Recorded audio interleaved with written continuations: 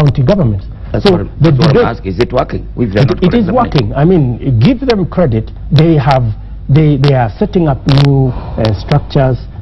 Procurement is still a challenge, and that is why we have told the Senate to do two things. Government is going to sponsor 2 bills, or 3 or 4 in the Senate. One, we must get devolution right. Devolution, the principle, was not about devolving money for salaries or recurrent expenditure. It was devolving money for development. And we want the Senate to provide legislation on the percentages. And we suggest that 70% of all the money that goes to counties should go to development projects. 30% can be used for administration and management and recurrent expenditure. In any case, we have a model in CDF. CDF only takes 3%.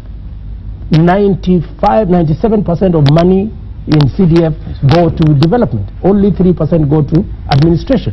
So county governments must begin to look at it critically. And we have asked the Senate, because that is the body that is charged with oversight over this, the counties, to provide legislation to assist governors, in formulating their budgets, so that they know the extent to which they can finance recurrent expenditure and the extent to which they can finance development expenditure. In conclusion, devolution has had its teething issues, and there is no competition between central government and the counties. We want to provide a seamless, in consultation and engagement through the structures that have been set up.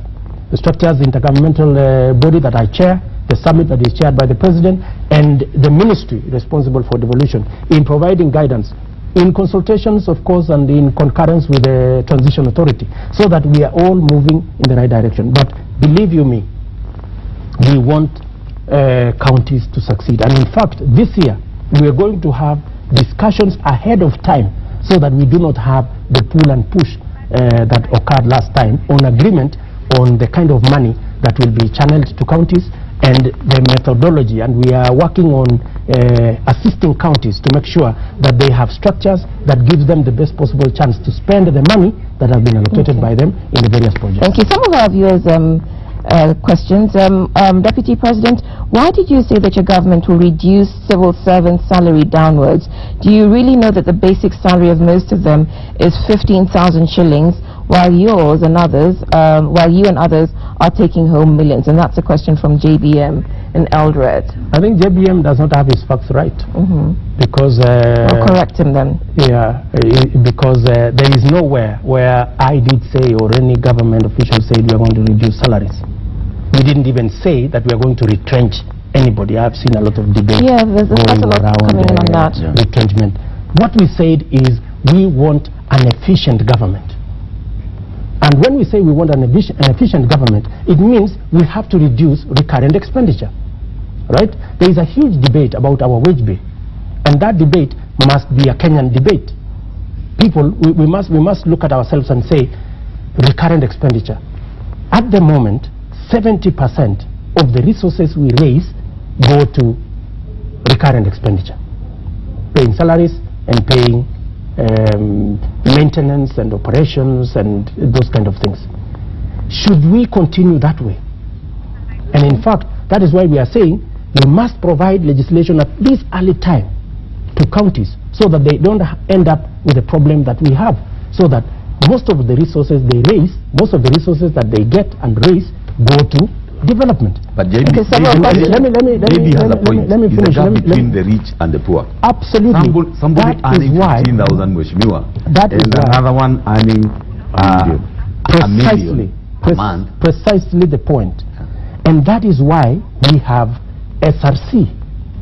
What the mandate of SRC is actually to harmonize the salaries of all public servants. But before I lose the point on efficient government, what we are saying, for example, with the police, we have gone, instead of buying vehicles, we've gone to leasing as part of our strategy to reduce government expenditure on recurrent issues, or government resources spent on recurrent expenditure. And we are going to save a lot of money by making sure that we release the vehicles and release them after 3 years. You know, we don't have to buy the vehicle. Okay, another question. So we have a strategy on how to run an efficient government. On the police, Mheshimiwa, on the police, we are talking about the salaries.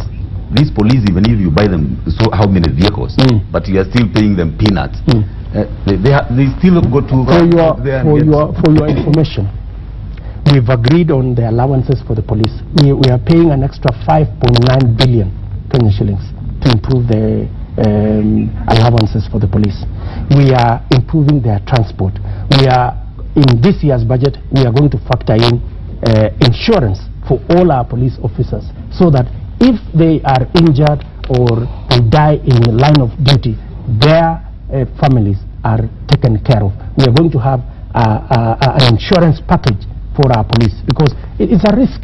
We are also making sure that we have armored, body protection equipment for our police. That's why I'm saying we are investing.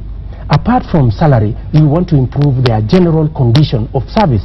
That is why we have also put in money to develop police housing, and we are rolling out that whole exercise in tandem, to make sure that we have an efficient police force. Efficiency, you cannot measure it only by paying salary. You also need to make sure that they have the right equipment, they have body protection equipment, they have good housing, they have an insurance scheme that protects them. You've made that point. Other Kenyans have questions for you. Yeah.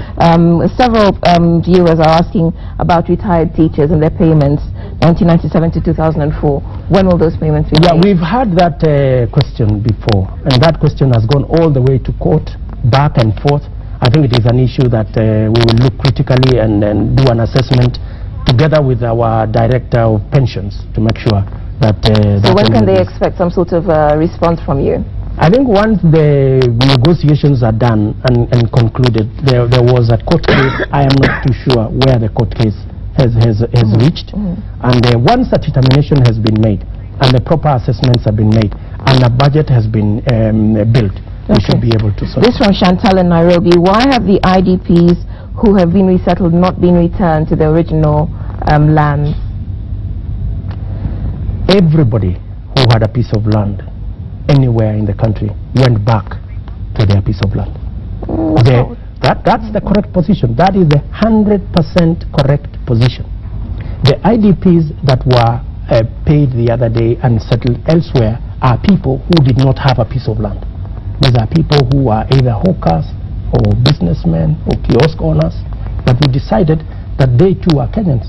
And that is why we decided, instead even of taking so much time trying to look for a piece of land, let's pay them, so that whoever wants to go and buy a piece of land can go and buy a piece of land. Those who want to go and run a business, they can go and run a business. Those who want to go and engage in some entrepreneurship can proceed.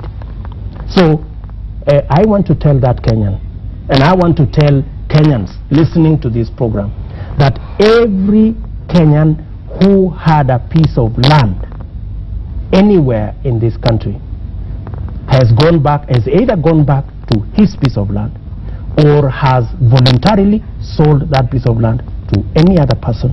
And if there is any Kenyan who is sitting somewhere and he had a piece of land and he was evicted by somebody, they should report to us, to the police, to the chief, and every Kenyan will be settled. But let me tell you the facts as they sit today. Okay, that's fine. Every Kenyan who had a piece of land went back to their piece of land. So and the ones we are settling elsewhere are people who did not have a piece of land. Okay. So you return to The Hague later this week for the resumption of your trial at the International Criminal Court. Do you wonder why there's still a case against you, given that the case against your co-accused, President Uhuru Kenyatta, has stalled due to lack of evidence? Why should I? I mean, we are innocent people. In fact, the fact that there is no case against the president is a testimony that this whole thing is a sham. I mean, that's it. I mean, that's what I can say for now. And probably to cut in, Mheshimiwa, about the issue of the president and The Hague. It was not even about Bensouda. It was not about the prosecutor. I was at The Hague myself, at the ASP, and among the panelists we had our own Gid Muigai, we had Professor Cherif Basuni, we had Professor Charles Jalo, and we had a lady from AU. And the proposal actually for the prosecutor to rethink about the evidence against the president was proposed by one Professor Cheche.